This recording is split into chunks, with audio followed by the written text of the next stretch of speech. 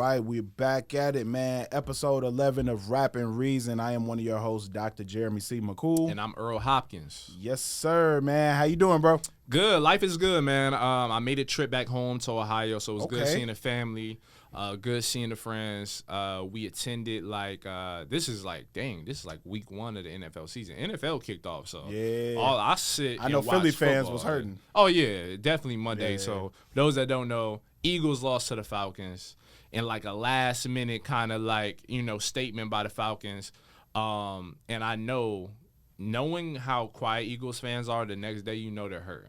Yeah. You know they're hurt. Like if you ever wonder why people not repping Eagles gear, they don't have a Hurts jersey on, whatever the case, just know that a L was taken. You could tell when the vibe is just off. Yeah, it's off. And it was off after last night. See, I don't watch sports as much, so I really never know, except when I look on social media and see people complaining. Then I'm like, oh, okay. I see who lost today. You see who lost. And my favorite thing to do is, get on YouTube, watch First Take clips, watch, all these sports shows to see, boxing, how are these commentators reacting to, this boxer taking an L or this one taking a dub, or how a football team is perceived or the quarterback's perceived after a loss.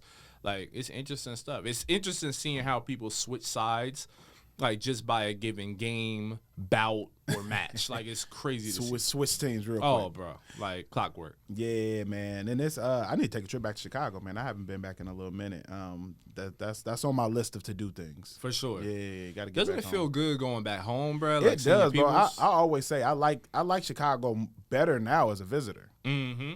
Something about when you live in a city, it's like, oh, it's cool. You get you take stuff for granted, but then when you go back as a visitor, you're like, oh man, I forgot how cool this was. Yeah, but also on the flip side, you go back home and see things go to places you were like, yo, I have to. When I get back to my hometown, I have to go to this restaurant or this bar or this hangout spot, and then you go and you realize how good you have it leaving. That's my experience being from Columbus, Ohio, man. I'm like, yo, I'm thinking that the Roosters chicken spot, for those that are from Columbus, they know what I'm talking about, or just from Ohio know what I'm talking about. And then you have, and you're like, yeah, this is GMO wings, bro. This ain't the wings that I grew up thinking was phenomenal. See, my Chicago arrogance is showing. I can't relate, man. When I go back and go to Harold's, bro, it's Harold's every 101. time. That sauce is, I don't know what they do. Mild sauce is different. When I go back, I'm getting Harold's every single time. Every time. It's never failing. Shout out to Lim's Barbecue on 75th. I ain't been there in a minute. I need to get there. It's a little bitty shack right in the middle of the hood. There's no sitting down. It's a line outside. Wow. And you order your food. Insane. And it's the best barbecue I've ever had. And it's kind of crazy. And I'm going to have to compare. Austin is known for barbecue. Texas barbecue, Austin is that. Franklin's, for those that know, no. So I'm going to have to compare. I haven't had any barbecue in Chicago. Y'all, yeah. You got Lim's. Okay. Go in the daytime. In the daytime only, because after that, I see. You know where the best food is. Come on, yeah, man. It's always, you know what I mean? Yeah, it's always in a little sketchy location. Yeah, but a little compromise sometimes. Yeah, you'd be good though. But yeah. Yeah, man. A lot of music is released, which is cool. So we get to get into some of that, man. This has been a good week for my class. One conversation that's been coming up a lot. We'll touch on a little bit later. As far as this week, my hip hop class is actually talking about what is the difference between glorifying behavior versus just storytelling with the behavior. So that's something that we'll get into a little bit later. What you want to hit on first? I want to hit on, one of our legends, LL Cool J, he actually released an album, the album called The Force. And what's crazy, I was watching interviews of LL weeks ago, seeing him with Charlamagne the God, seeing him with all these other players, Joe Budden podcast, I saw him on there as well. He's put a lot of time into this rollout. He has. He put a lot of time into it. And it was just good hearing from LL Cool J in that capacity, because people are used to seeing him on TV. We're used to seeing him on film. So we forget that at one point, for those that are my age or younger, we forget how monumental he was as an MC. So to see him in that capacity, to see his Queens accent come in, that lingo that he grew up saying, it's kind of odd, bro. Just because we see him in a different light now, but it's good seeing him on that stage again. It's funny that you say that, because I was just talking to somebody about the fact that a lot of my students don't know that Ice Cube or LL Cool J were ever rappers. They don't know them for rap at all. The younger generation who's 18, 19, 20, they have no idea that these people used to rap. They know Ice Cube from the Big Three, from Friday, from Are We There Yet? Yeah. That's where they know Ice Cube from. And the same thing with LL Cool J. They probably know him from, what is it, Law and Order? Or NCIS, I think. Or one of those criminal shows. Deliver Us from Eva. Yeah, like, they know him from movies. Yeah. See him in films like that, yeah. Or they know him from hosting shows, because he's hosted a lot of game shows and stuff too. So like, it's cool to see people dive back into what their first love was and what got them acclaim. I haven't got a chance to listen to it yet, but I know you dug into it. Yes, what do you think? I did. So I got through this album. When I start an album review like that, that's not a good thing. That's an insider for y'all who have listened to the pod or are new to the pod. I got through the album, so that's good. That's good, but it's bad. So I got through the album. It's crazy. So this is what I love about listening to legends. Like I felt this excitement when I heard A Tribe Called Quest album that came out like 3 or 4 years ago. I was like, yo, it just feels good to see people that I idolize as a young hip hop fan that would go back to like past albums or projects, right? And I was a big Tribe fan.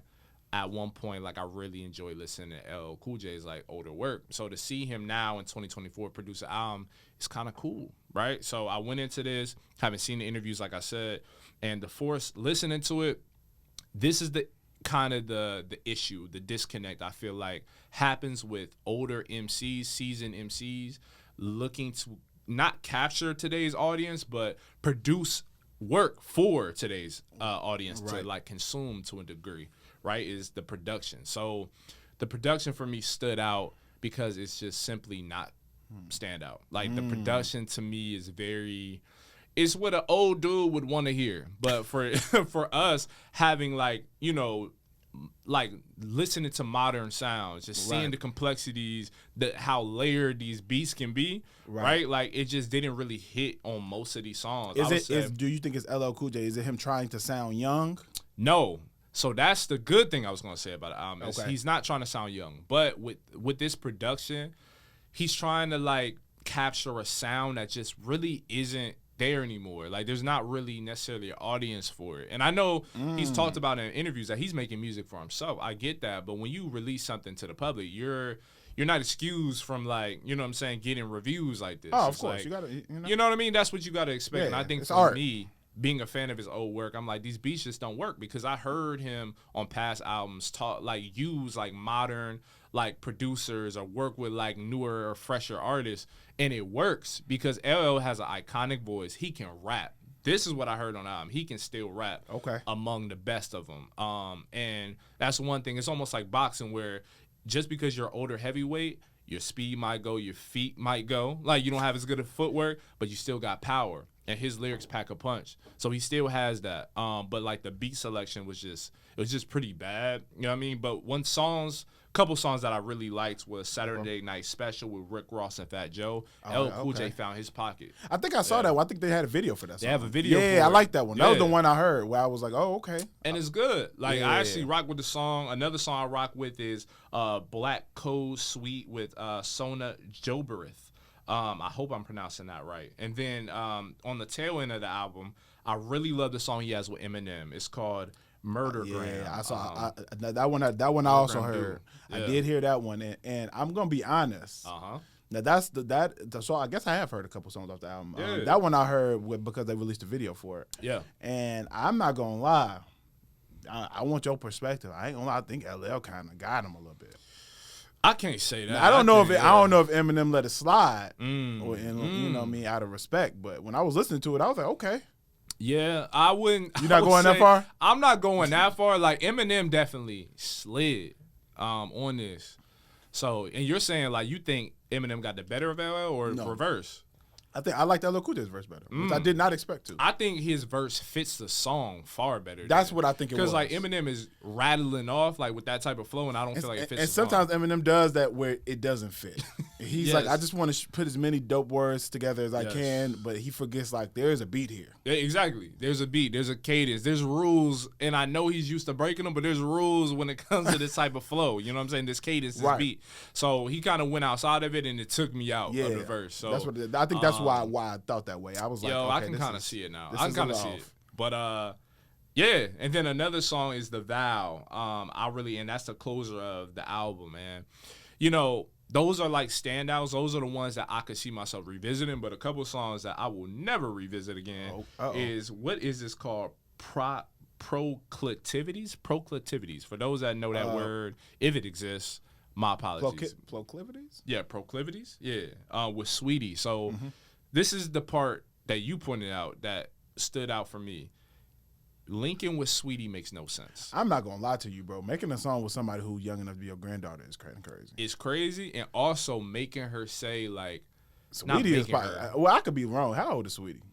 She's like 30. Never 31. Mind. I'm thinking Sweetie like young. I mean, she could be his daughter, not she my age. I'm thinking she like young. Nah, she not like that young. But with this song, like, she was saying, like, Sweetie's just not really a talent musically. Like, she's more of a social media type of item or brand ambassador. Like, when it comes to music, you on one today. I see the energy. I like it. I like that this is the direction we're going in. She made. Like, go back to her music, yo. I'm not tripping. Like, go back to her music and you'll see what I'm talking about. Like, it's just not. She's one of them artists that can take a iconic beat, remix it, put that girl glitter on it, you know what I'm saying? Or I want a rich dude, like, or he bought me a Birkin, like all that other stuff. But like at bare bones, like when you break it down, like if she was to rap a cappella, you would be like, you ain't got it. You know what I'm saying? So to have her on a song, to do a song with LL Cool J, I see where he was getting at. He was trying to capture that like that lady forward type of music, like the some of his iconic female based records. Oh, like, I need love. Headsprung is crazy. I'm gonna get to that. But what you know about Big Ellie, man? Stop. Big Ellie, that's crazy. When I need a laugh, bro, I'll just turn on the opening verse to head. What is it? Headsprung, man. Headsprung, bro. That joint is hilarious. Come on, man. Headsprung was alright. It's a banger, but like nobody calls you Big Ellie, bro. Big Ellie is great, man. Like nobody calls him that. Big Ellie is great. Nobody's ever called him Big Ellie, bro. But anyway, he was trying to capture like, you know what I'm saying, like I Need Love type of like a sexier record, and it just like it didn't land. Partly because of Sweetie, but partly just because like a lot of these songs they just don't really hit. You know what I mean? And I think the production is a big reason for that. If he would have linked up with like a Hit Boy. While I don't know if actually I'll take that back. I don't know if Hit Boy is the producer he should work with, but I think a Hit Boy or like another top bill producer would be able to know how to like elevate his records, and I think that's what he was missing on The Force. Okay, I have to check it out now. I have to go and listen to it. One thing that I would say too, man, with legends like a LL Cool J, and the likes, you know, a lot of times. I know why they do it, but I don't think that it's right. A lot of times they try to make music for young audiences now. Yeah. And the reason why I think that's a bad decision is because the younger generation aren't going to listen to you. They just aren't. The 20-year-old generation is not going to say, let me turn on LL Cool J. But you do have diehard LL Cool J fans. And I mean diehard. I know plenty of hip-hop heads who are 40-plus who are the biggest LL Cool J fans in the world. That is the person who made them love hip-hop. So for those people, they don't want to hear you with Sweetie. No. You know, so a lot of times when I hear people make records, and I don't know if it's pressure from the record labels or whatever the case may be, but I think that a lot of times it's like, you know, don't forget about your core audience who are still alive and listening 100%. To music. And it's the same thing even R&B artists I see do it all the time. Usher being one. We both are huge fans of Usher's music, but sometimes when Usher does songs, I'm like, bro, like you're trying to make young songs, right? Instead of making songs for your core audience. I felt that way about his last album. I was like, this isn't what made people like Usher's music. 100%. You're trying to capture stuff with the new sound instead of tapping into your sound that was original and the reason why people fell in love with your music to begin with. So I know that's definitely a big case. We also have to talk about ageism in hip-hop. Yes. In general. I would say that we all know that hip-hop has always been youth-driven since its inception. With hip-hop being a younger genre in general, it makes sense with why it's like that. But I think that at the same time, there's only so many artists who have 30-year runs who are still able to capture people's attention in the same way. You don't get too many Jay-Z's, but I would even say like a Nas is a prime example of somebody who's aging gracefully with his music, and he's still making music for his core fan base. He's not 100%. trying to let me collab with Lil Uzi. You know what I mean? He's like, no, I'm gonna still make the type of hip hop that my fans enjoy. Jay-Z, I would say, does the same thing. Jay-Z will do a song here and there where he's experimental, but I'll say that in total, his newer work in the last 10 years or 15 years, I'd even say, he's been like, I'm gonna make music that is for my specific fan base who enjoys my music. And I think that I would like to see more people like a LL Cool J or those legendary acts, man. I love that they're still making music, and I never want them to stop. I want them to always still do what made people love you and still feed your fan base. But stay true to what you're doing, you know. Yes. And sometimes maybe they just want to experiment just because, and just to see if they can do it, which I think is cool. But don't, always feed your audience. Yes, you know? And I think like the best example of that is someone like you mentioned, a Jay-Z. 444 is independent of like what modern music sounded like at that time back in 2017. Absolutely. And I think those are the best seasoned veteran like MCs who set their own pace, who don't rely on outside forces to determine, ironically, to determine what sound or music they want to produce. There's nothing wrong with working with newer artists as long as it's done tastefully and it's within the confines that your fans are accustomed to. If it's outside of that, if you're trying to capture a Bay Area sound when you yourself are like a Ghostface, you know what I'm saying? He's never done it. I'm saying if he were to try to capture that, it would just feel inauthentic because it's just not what we grew up listening to. So I think artists that are able to like balance the two, it's very hard to land, but like people have done it and they're capable of doing it. But I think the basis is just staying true to yourself. That doesn't mean you don't evolve as an artist and we just go back to a Nas in Illmatic form, right? Like we've seen him take chances, we've seen him experiment in the past, and now he's at a point where he locked in with a relatively newer producer and Hit Boy.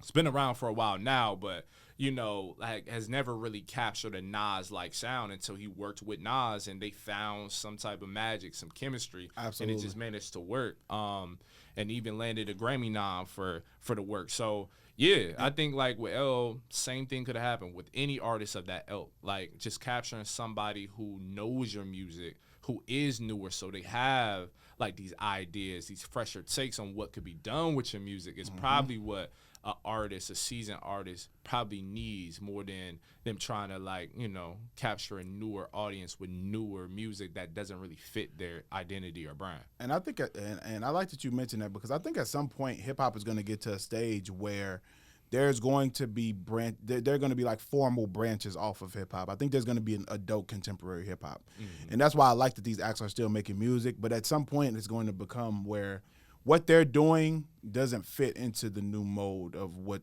newer artists are doing. Right. I think we're already there, but I think it's inching closer to that, where the person who wants to hear Rakim doesn't want to hear Lil Uzi. Right. You know what I mean? So I think that it's we're getting to a point where I think that there are just different pockets of hip hop and all these different subgenres are growing, which I think is cool. And I think it's, like I said, I think it's dope that the legendary acts are still putting out music.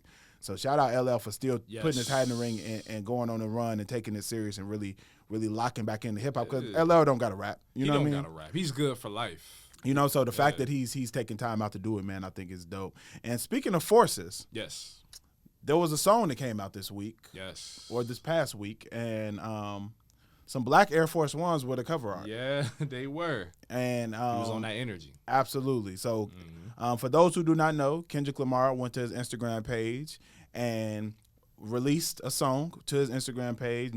Didn't release it to DSPs formally. It's not on Spotify, Apple Music, any of those. Didn't even give it a title. No, we didn't. No caption. Nothing. Just a pair of black forces. For those of you all who are not of the culture, black forces just represent, being about that life. Those are the shoes that go on when it's time to get to it. So released a song. People are calling it "Let the Party Die," just because that's like the chorus of the song. But he released a very melodic song, no drums, very mild-tempered song with very, very hard-hitting lyrics about the state of hip-hop, about the state of the culture, He shouts out two of the Christian rappers who are probably the biggest being Lecrae. Yeah. And the most world renowned, probably the biggest Christian-based rapper, period, ever. Is probably Lecrae, and then next up probably being D1. Yeah. The biggest in that market. Shouts both of them out in that song. What were your thoughts when you first listened to this song? I felt my first thought is this is crazy. He's proving why he's the Super Bowl halftime performer. Absolutely. And I think to myself, this man is firing off lyrically in ways that makes me, as a Kendrick stan and fan, like want a full body of work, which I think we are going to get. I think this was an indicator, a warning for hip-hop as a genre and culture itself to say, I'm him, get ready, buckle up, I'm coming. What did you think when he said, what do you think that he's talking about with the phrase, let the party die?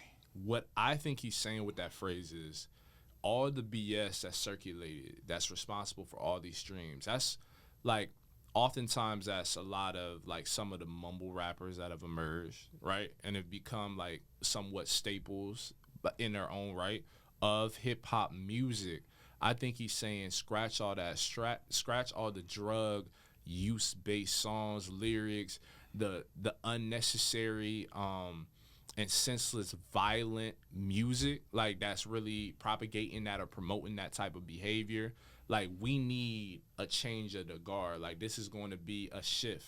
It's a necessary one to make hip hop be what it is. Absolutely. And also like really like him being one of the purveyors of that and saying, yo, I'm the leader of this, so follow me in this pursuit. That's what I took away from that. Absolutely, and I would say the same thing. I definitely took from it that we need to reshape what hip-hop has become and is becoming, and to ensure that it goes in the right direction. Mm-hmm. And I think that Kendrick has been a catalyst for that when it comes to conscious rap in general. Even though he's been able to have successful hit songs, all of those successful hit songs still have a message within them. For sure. And I think that he's been very, very intentional about putting forth a message that pushes the culture forward, I would say. Kendrick doesn't make a lot of senseless music. Right. There's not really any senseless Kendrick songs I could think of. Even the ones that you would think sound senseless, if you really listen to the lyrics, there's a message there. I remember this week I had one of my students, I had them review Swimming Pools was in a playlist that they had for the week. And one of the students, she said, I've listened to this song 1,000 times and I had no idea what this was talking about until I took this class. Like, until she actually sat down after the class and was like listening to the lyrics, she had no idea of how deep the messaging in that song was. Because he's able to cultivate it in a way where it still has the vibe and it's catchy enough to still be a hit song, but at the same time he's putting the medicine in the candy, if you will. For sure. And I think that he's mastered that. So that's definitely what I got from Let the Party Die. It's like, okay, enough of the senseless music. That's not going to be at the forefront anymore. Sure. This is going to be at the forefront. Yeah. And I think him performing at the Super Bowl represents that. And I think that's why it's so big for hip-hop to have somebody like a Kendrick Lamar on the forefront on that stage, is because it's somebody who is not only just mastered the art of rapping, but also stands on something lyrically and is intentional about his messaging. So, yeah, man, I loved it. I thought the song was dope. Man, shout out to the Joe Budden podcast, man, because I'm going to tell you, Joe Budden says something, as somebody who used to rap too in my younger years. Who? You? Oh, mouth hard. Hard. I still smoke half these rappers right now. And they probably did. But my homies who listen to the show know. Okay. Oh, no. Yeah, all right. What was the rap name before we? McCool. McCool. Okay, simple enough. Yeah, it was J. Cool before that. Then J. Cole came out and took my rap name when I was a kid. Yeah, that's crazy. And I was like, he hard. He gonna make it. He gonna have that one. Yeah, he gonna. Yeah. But I used to just rap for fun. But as somebody who used to rap, there's a line in here where he blanks the lyrics out. And as anybody who used to rap, you immediately try to fill in that line. And what I think he was gonna say in that line, and what Joe Budden insinuated that he was going to say in that line, is roughly around the same area where we thought he was going to diss somebody. in a crazy way, which I'm glad he didn't, because that would have sparked a whole nother situation. We would have had a whole nother debacle before the Super Bowl. But I would say that I like the fact that he even did that, to even leave a bar blank like that, to let people interpret it as to what whatever they wanted it to be. Yeah. I think is just genius, man. And I think Kendrick has mastered it. And one thing, he really showed why he deserves his Super Bowl performance, because of the fact that he released a audio on an Instagram page with no title, no name, with a eBay image of a busted up black Air Force One, and it made everybody talk. Yeah, everybody, and no marketing, nothing. Yeah. And that's what I love about when Kendrick does these releases, because everybody then becomes like a music psychologist. Like they get in forensic mode. Like they're trying to like decipher every syllable, F word, F bar, like every syllable. What does it mean? Obviously, there was a moment where he talked about like walking somebody down. That's clearly a shot at Drake. Absolutely. But there's a couple ways to interpret that. You know what I mean? As well as other lyrics in that song. So I love that, because it steers up conversations even beyond the song. You know what I mean? And that's what Kendrick's music does. That's what his fandom creates. And it sparks just greater conversation, debate in hip-hop as a whole. Yeah, and there's a lot of lines in there that you can take away and leave with. Even like, the more visible you are, the more your soul gets tried. And all of those lines that are just like people can relate to, Yeah.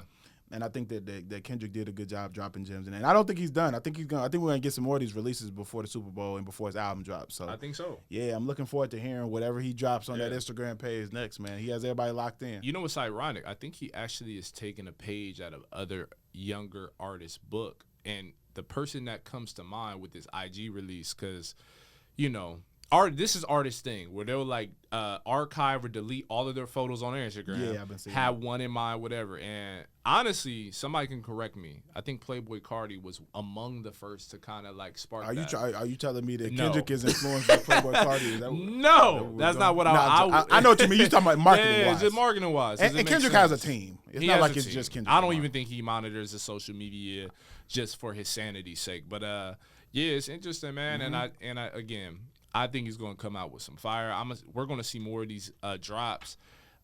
We may see a leak, although like I think him taking this approach is probably preferred. So we'll see what comes of it. But after Not Like Us, after a string of other songs he's been a part of, I personally, and we could talk about this maybe a later date, but I would want to see a more West Coast sounding like DJ Mustard-esque album from him. But at the same time, this record, if it were to be on a project, and this is reflective of the music he is making on it, listen, I'm welcoming it as well. Absolutely, man. So shout out to Kendrick. We look forward to that. We also rolled out, if you all are not following our Instagram page, follow Rap and Reason, man. We recently rolled out some of the people we've interviewed thus far for the book, which is really cool, man. So we're continuing that book about Kendrick Lamar and J. Cole's contributions to socially conscious hip-hop, and we'll keep y'all posted on updates about that book.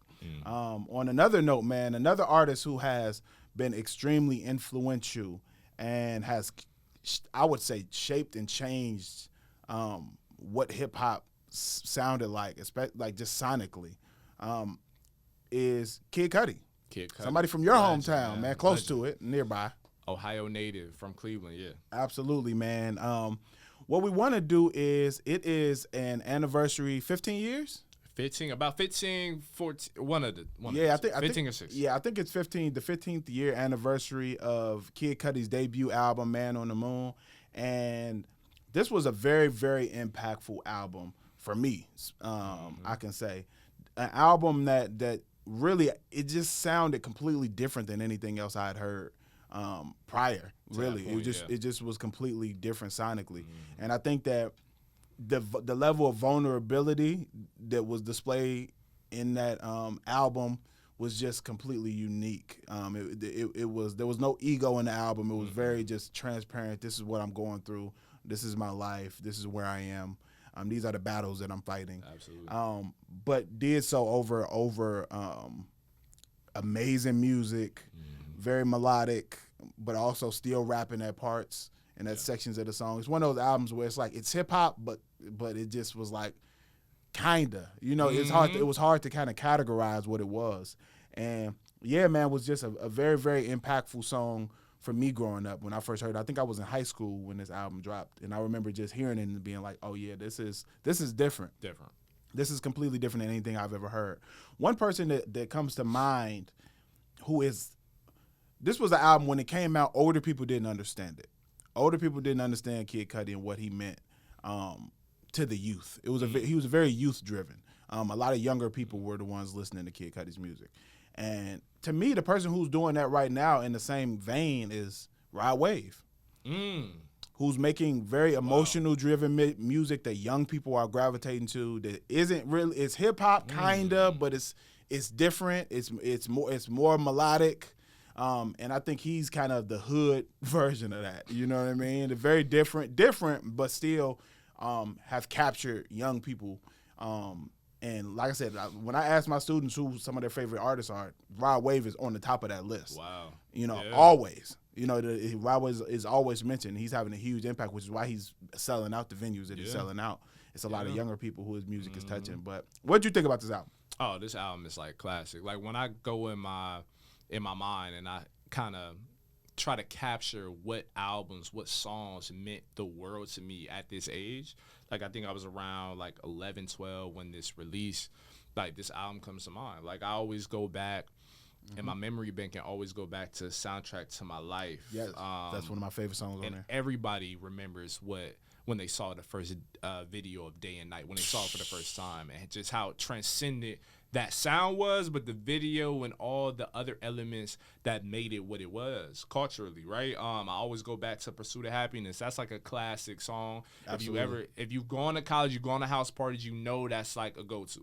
I just hate when they play the fast sped up version. Of course, the EDM remixes gotta go. I was talking to my girl about that because she was playing that version, and I was like, man, this one ain't it. She played it, in the car? Yeah, she's playing it in her car. She had that on one of her playlists, and I was like, this ain't the one. She was like, it reminded me of college. I was like, y'all was playing the wrong one, man. Yeah, y'all were playing the wrong version. Yeah. Man on the Moon, thank God I'm fresh. Like, there any love. Like, this album to me is like one of those albums you can just listen to straight through, like on a road trip or whatever state of mind, whatever setting you're in. And what I love about it to me is just how vulnerable he was on this project. It sounded different for the times. You could tell now that that he was taking things off of the Kanye West tree. He was going to a separate one and taking things off Andre 3000 Love Below in certain elements too, believe it or not. And he just made it his own. And now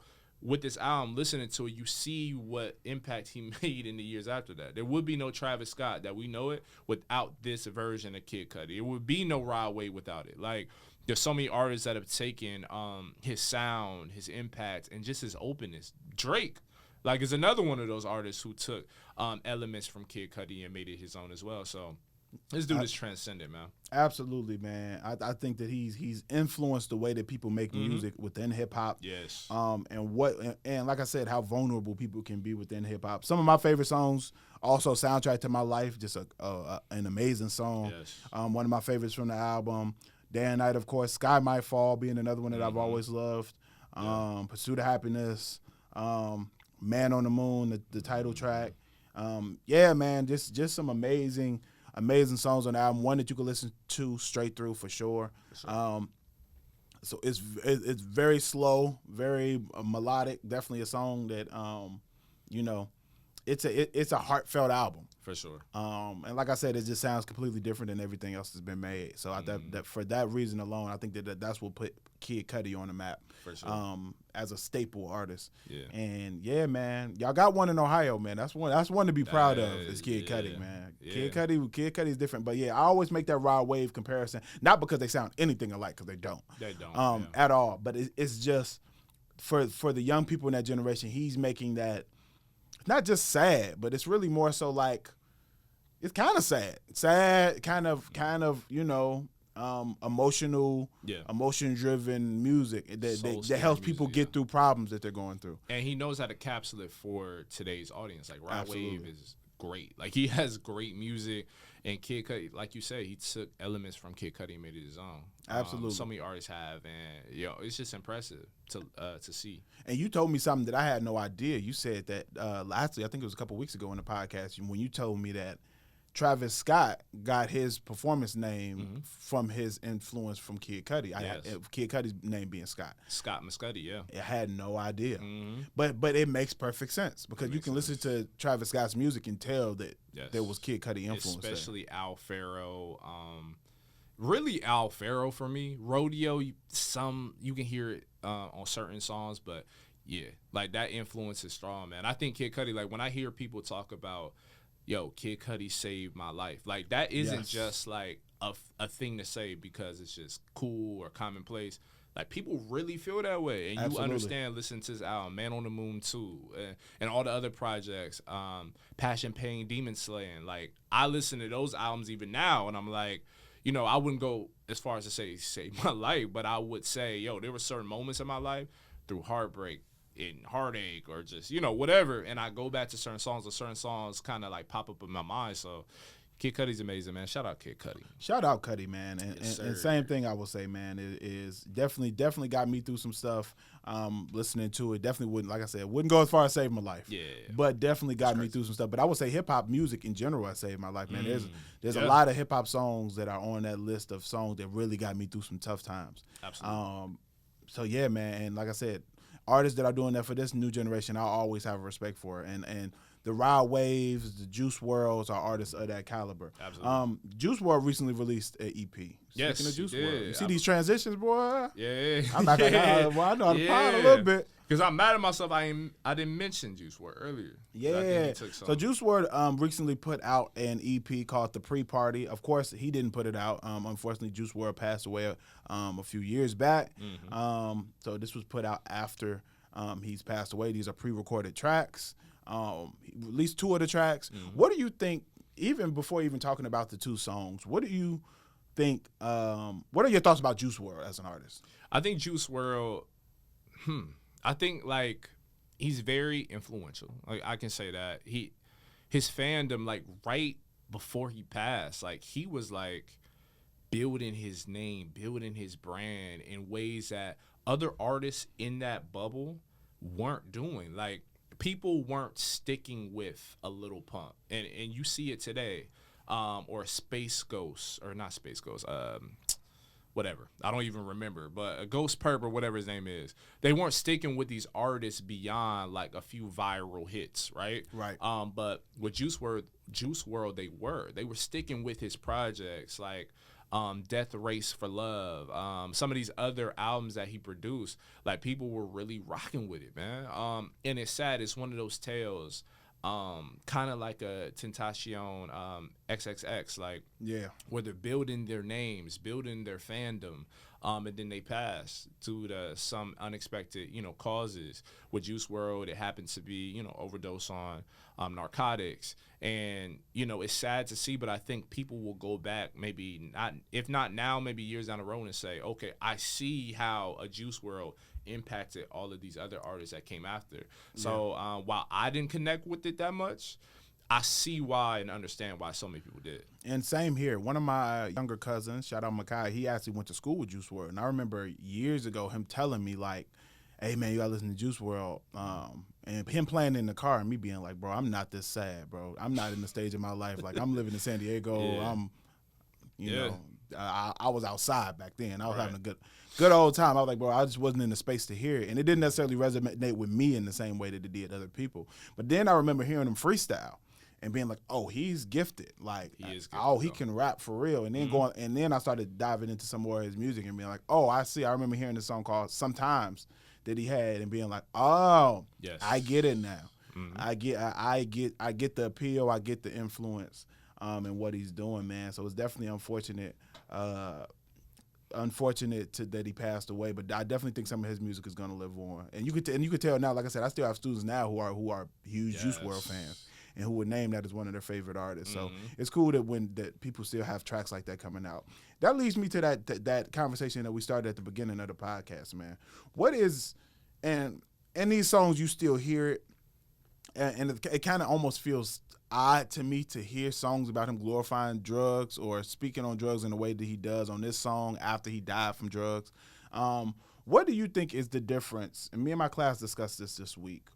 What do you think the difference is between storytelling and expressing what you're going through at the moment and glorifying drug abuse? Where do you think that line falls? For me, the line is, okay, is this redeemable? Are you bringing up the consequences or the lessons learned from, like, and we're talking about, like, drug use, like, okay, at a point, did you realize you were doing something wrong? Like, there's always a redeemable quality for me that differentiates between the kind of storytelling that I like, right, or I prefer, or I feel like is very suitable and useful versus the glorification of, like, gun violence, for example, or drug use, for example. Like, those things are glorified and presented in a way that makes it seem like this stuff is cool and it's just cool to do. Right. Versus listening to a song, and I can't even think of one offhand, but listen to a song where it's like, yo, I did this. I understood where I went wrong, and I'm growing from it, or I've evolved since. Like, if you don't have elements like that into it, I probably won't connect with it on a real level. Right. Outside of maybe the club or something, or a hookah spot. But, like, you know what I mean? So I feel like that's a difference maker for me. Absolutely. And that's what a lot of my students were saying. A lot of them were saying, like, the tone of the song, whether it's making it seem like it's a positive thing versus a negative thing. And one song that I'm actually going to play for them tomorrow around this topic to get their perspective on is Styles P, I Get High.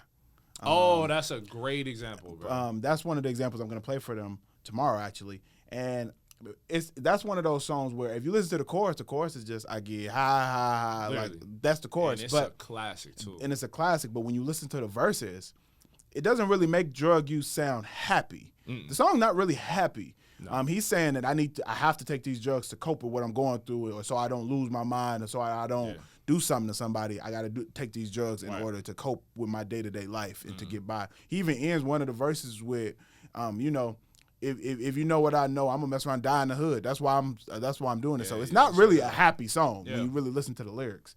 But at the same time, he's really just expressing why he's doing, why he's getting high, and what purpose that's serving in his life. So would I say like a song like that is glorifying it? I wouldn't necessarily say glorifying it, but I will say that there are plenty of songs that I think glorified lean. That is just, I got this lean in my cup. I'm just drinking, and you know what I mean. There's nothing redeemable about that, you know. And you know, I always go back to Future, not to put him on spot, but just as Future. A lot of times I don't hear Future talk about consequences or talk about the negative. And I haven't listened to every Future song, so there might be songs that I missed that he does. But the songs that I've heard him talking about doing drugs, it's not. There's never like the other side of it. It's just I'm just doing drugs and living my life. There's no like consequences, or you're not talking about trying to stop, or you're not talking about how that's impacting you and your family or your health or any of that. You know what I mean? So, which are real things, and that's the thing with like a Future that I always kind of like. I always wrestle with the idea because he can make great music. Like he can make music for the club. You go back to it even years down the road, and you're like, yo, this has some staying power. Like I could listen to this until forever. You know what I'm saying? Right. But like, I have to also realize that this man can't necessarily. It's not that he's incapable of doing it, but in his world, there are no consequences because he has all the money. A superstar like him would probably want, need, or even envision having, like, you know, in his younger days where, you know, his stomach was, you know what I mean, like he was hungry, whatever, like he had a hustle to make ends meet. So for him, his reality looks so much different than a lot of the people that listen to his music. But because of the people that listen to his music, they need to hear something with more substance because your reality is great as it is for someone like you, it's not the reality for 99.9% of the people that listen to you, bro. But here's the thing. Drug addiction is the great equalizer. So it doesn't matter if you have money. Yeah. How many people have we seen who have money who die of drug overdoses? Health is. I mean, that you know, you having money doesn't make you doesn't take away any of your vulnerability to drug use. So it's not like And I don't know if he's actually on drugs or not. He could just be rapping about that's it. The mystery I of it, too. have no clue if he's actually addicted to drugs. But if you are addicted to drugs, you know that just because you have money, that doesn't stop the demons that come along with that. So it's I can't even give him that out. I'm not giving him out. Because we've seen all the rich people who've died from for sure from drug abuse. No, I'm saying even rappers. I'm saying like his reality like looks different. That's what makes the responsibility placed on his shoulders that much heavier. It's because you have these people that listening to you, and because health is like whether you have money or not. I guarantee you a billionaire who has bad health would trade his life for a poor man who has great health. Absolutely. So, like, that's a given. But I'm saying because of the people that listen to your music, because they idolize you the way you do, you need to talk about another subject entirely, or you need to talk about the realities of the drugs, that you use, the drugs that you used to sling. Like, you need to talk about the consequences of all these things because of that reason. And maybe, and like I said, maybe even if it's on a different song, like one example of an artist, it's not a hip hop artist, but when you listen to The Weeknd's music, The Weeknd has music that you could say might glorify drug use, but then he has other songs where it makes drug use sound terrible. He's talking about how it's ruining his life. Literally. So it's like, if I could get some of that other side, then I'd be like, okay. But like when you're only just talking about, I'm popping perks, I'm in the party, and I'm popping promethazine, all that. If you're just talking about it like there's no consequences to that,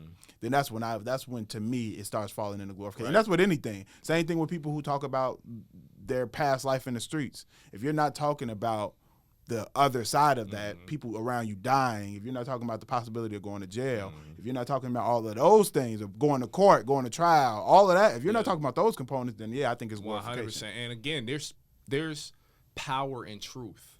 Like, tell me your reality. Tell me what your day-to-day is and what struggles you face, drug-related or not, right? But you have to then, for me to really absorb it and really take in your music, there has to be a lesson learned.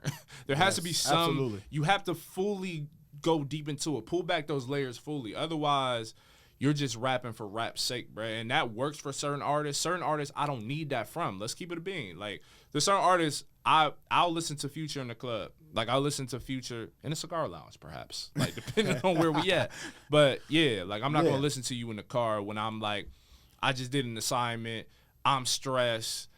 Whatever. Like, nah. You're not really gonna hear too many people say Future's music saved my life. Like, I don't think you'll ever hear anything about that people say about Kid Cudi and say about Future all in the same breath. I just can't imagine that. Yeah, and I think it's because of that component. And I think that if you're honest about what you're going through and you're truly transparent, you're gonna tell the negative sides too. For sure. So I think that's what separates true artists from people who are making what's popular or what they think will sell or what the label is pushing them to make, whatever the case may be. I think that those true artists are able to talk about the full scope of whatever it is that they're rapping about. This is also something I've always said about Lil Wayne too. Lil Wayne, I have songs where he's just saying, I shoot your grandmama house up, I do this, I do that, I do that. Wild. But it's not necessarily, some of it doesn't have redeemable qualities to it where you're telling a full scope or a full story. It's just, and I love Wayne. But I agree, me too. We have to be honest with our artists. We got to be honest. I love. Look, there ain't too many people who listen to Wayne mixtapes more than me. Yeah. There ain't too many people who can rap more Lil Wayne verses than me. I go toe to toe with some folk. I know some Wayne. I know some Wayne. You gonna have to dig into the McCool days, bro. Hey man, look, I was alright, man. I was alright. I believe it. I lost my inspiration, but I was alright back in the day when I was a young whippersnapper. I'll be talking like a when I was a young whippersnapper. What? What? Back in my heyday, I was alright. No, but bro. What else we got to get to? No, so we got to get to. So we talk. We got to talk about the mixtape itself. So mixtape Pluto is releasing. Yeah. Speaking of Future. Yeah. Speaking of Future, that mixtape is coming out. Mixtape Pluto. So one thing I can say, everything that we say about Future, we ignored the fact or forgot the fact that he has one of the better mixtape runs, and so for him to then come out with a mixtape this week after releasing 2 albums with Metro this past spring, What are your thoughts on that? It seemed like he's just trying to close out the year with a bang. One thing that I do like about Future after I just said all that. Right. After I just said all that, one thing that I always do like about Future as an artist is that you really don't know what type of sound you're going to get from Future, which is what I do appreciate. Future when he gets in that R&B bag, I usually like it. I love that bag. I like a lot of his R&B stuff. What was the double album he had? Was it Hendrix and Hendrix and the Wizard, or not the Wizard? You went back to Cudi. Hendrix and was it Future? I think it was so. It might have been Future and Hendrix. And Hendrix might have been the R&B side. But I like a lot of his R&B. When he gets in that R&B bag, like the song he had with Rihanna that we just talked about.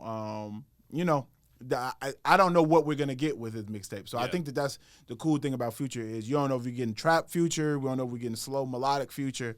And he has some songs I like. Yeah. So don't get it wrong. DS2 is probably one of the dopest projects that I've heard as far as the production, as far as like the sound of it. Oh my God, bro. Yeah. And it's one of those albums, bro. Again, like we bring this up on the pod because we know music, we know hip hop music. DS2 is one of those albums you can listen to in this last 10 years. You can listen to from literally the intro to the outro and have a moment for it. Like you have a reason to play it because it's amazing. It's one of the few that you can go into. You can in a club play the whole album and everybody will. And people get mad if you skip one of their favorite Absolutely. joints off that. Yeah, and that's one of those few projects that had that level of impact and that was that had production that was just that great. Yeah. So I'm looking forward to it. I'll be honest. Yeah. You probably look forward to Future projects more than I do. I don't know if I do. Nah, because I'm not a Future project guy. I'm whatever the single is, I'll listen to it if it's cool, or I skim through it. The Metro Boomin albums I listen to just because of the impact that they were making. So that made me listen to the whole projects. But typically with Future stuff, I'll listen to the singles and skim through it and move on. I don't really get that excited for artists like Future, as excited as I do for other artists because he's always in our face. You know what I mean? That's so true. Which is great for that are super fans of Future, but like when I see you like every year consistently come out with 1 to 2, and I guess in 2024 3 projects, I'm not really like looking forward to it. I find that it's gonna find me. You know what I mean? Yeah, absolutely. That's what Future does best. He's always gonna come out with a song that just hits. It just lands. He has a few of those on I Never Liked You. He has a few of those on like, a lot of the projects he's produced, especially with Metro at the helm. So yeah, I just expect 1 or 2 songs to pop off that I'm say to myself, okay, I'm gonna put this in my rotation for a couple weeks. It's gonna do what it do, and then we're just gonna wait for the next Future moment or project to do it. So yes, Future's dropping. Future's dropping, man. And we'll be checking it out and we'll review it on this podcast as well. Also, one last thing that we almost forgot to talk about, man, is there's a new joint out. You know what I'm saying? Yeah. Smino, Buddy. It's actually, the song is by Cal Banks, who I believe is the producer on this song.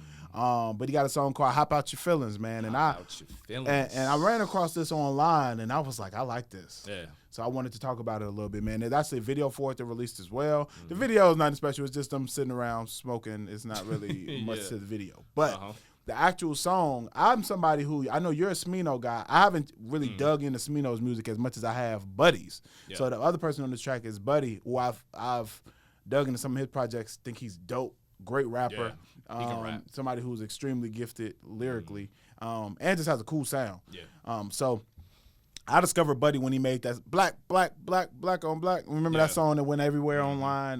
That song, I think it's called Black, I would assume. That song was one of the first ones that I heard of Buddy, and I've always liked his rapping. But these two together, I liked how they played off of each other. I like the slow, soulful sample that they used on the song. And yeah, man, it's definitely one that I recommend going to check out. What you think about the track? Man, this is like, so I know Cal Banks, I know Buddy is on this song, but it feels more like a Smino song. Like, this is the Smino that I'm used to. Okay, I gotta check his stuff out. It's just smooth. He has moments, not on this song in particular, but it's just sultry music. It's rich with like dope lyrics, and just visuals to match. But like this one, because like what I like about Smino is he's so versatile, and I think he blends into this track seamlessly. He matches Buddy's, you know what I mean, energy on this one. It's just a dope song. It's just one of the many dope songs Smino himself has been a part of or released on his own this year. Like, another song for me that stands out is Polynesian. Like, I don't know why that song isn't doing numbers, but I gotta check it out. That's the only thing Polynesian I know is Chick-fil-A sauce. And that's what it's about. You know what I'm saying? Okay. Yeah. It's about Polynesian sauce. So, not directly, but obviously a reference. But yeah. And so this sounds more Smino for me. I'm excited for a Smino album. So hopefully this is another indicator of it, because I've seen him perform, I think, 3 times live, I think now. Oh, you rock with Smino for real? Oh, I'm a huge Smino fan. Like, Smino's my favorite artist. Okay. For somebody who's not as familiar or who hasn't listened to a full project like myself, I've heard songs, but I haven't heard a full project. What would you recommend that I go to? So listen, if it was up to me, I would tell somebody to do Love for Rent, the entire project. Just do the entire project. Because you can't, Smino is one of those artists where, you can listen to songs, you can listen to like a Wild Irish Roses, No L's, Anita. Like, you can listen to Netflix and Duce. Like, you can listen to these songs individually, but he's a project artist, and I gravitate to project-based artists. I don't really gravitate as well to singles-driven artists, although they have a lane themselves, right? But I would say go to Love for Rent. Then after that, go back and go to Black Swan. Then grow up, listen to Noir. You know what I mean? Those are his 3 major label or just mainstream like releases. And so if you notice, between his last album and Noir was a 4-year gap. I don't need to see that from Smino. Produce something this year or early next year so we can really enjoy it. Because for me, if not in the next 2-3 years, he's going to land a Grammy. It's only a matter of time. I'm clearly biased. Don't listen to me. You are absolutely biased. You know what I'm saying? If you don't like Smino or alternative R&B, hip-hop, infusion, like, if you don't like that type of music, you won't like a Smino. But if you take the time to listen to it, I guarantee you'll find something that you really rock with. We all got artists that we bias. We do. One person that we are gonna. I can't wait for them to either drop something new or for there to be a an anniversary, because I don't know if you was familiar with Big Crit music. Not that familiar. I gotta put so that's one I gotta. Different, and another rapper producer who produces this stuff too. So we'll have to review one of his projects on here too. But yes, when Smino drops, we got to check it out. Oh, we got to, bro. We had to check it out, man. So check out Smino. I'll be checking out Smino. Yes, bro. Episode 11. Episode 11, man. In the books, man. Another banger, man. Make sure y'all are following us. Yes. At Rap and Reason, if you are not already. Follow us subscribe on YouTube at Rap and Reason. Follow us on Instagram, TikTok, Rap and Reason. Yes, and listen to us on Spotify and Apple Podcasts too. Absolutely, yeah. Wherever you prefer. If you prefer the audio, check us out on Spotify and Apple. Also, you can follow our individual Instagram pages. I'm at Dr. Jeremy C. McCool. And I'm at Earl Hopkins _ just one. Absolutely, man. Check us out, and we'll be dropping again next Wednesday, man.